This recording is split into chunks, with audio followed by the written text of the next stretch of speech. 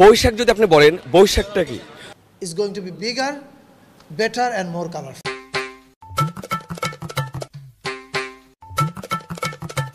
All inclusive একটা নতুন বছর উদযাপন করতে যাচ্ছি। সকল জাতিগোষ্ঠীকে একসাথে নিয়ে এক জায়গায় উৎসব করার চেষ্টা করছি।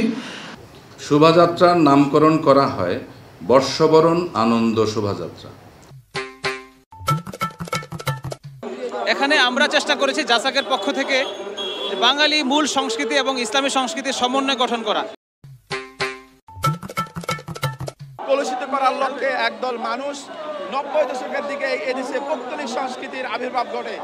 আমাদের নববর্ষে আমাদের সংস্কৃতি, এটা বাংলাদেশের ঐতিহ্য। হ্যাঁ, বাঙালি মেজবান, সেই বাঙালি মেজবানটা অনুষ্ঠিত হবে।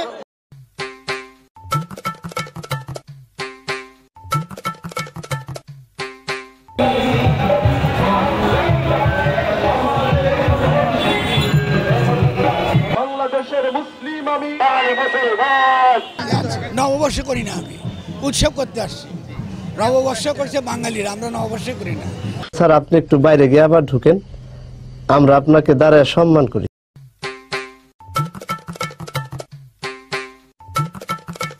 বাংলাদেশ একটা মুসলিম কান্ট্রি, মুসলিমদের দেশ বাংলাদেশ।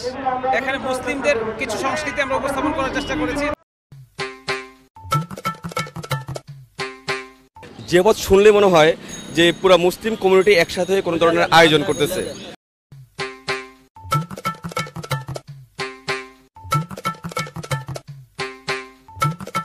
এই যে ভারতের যে সভ্যতাটা, এই কালচারটাকে আমরা ধ্বংস করতে চাই, কারণ আমাদের এই সভ্যতাটাকে আমরাকে এস্টাবলিশ করতে চাই।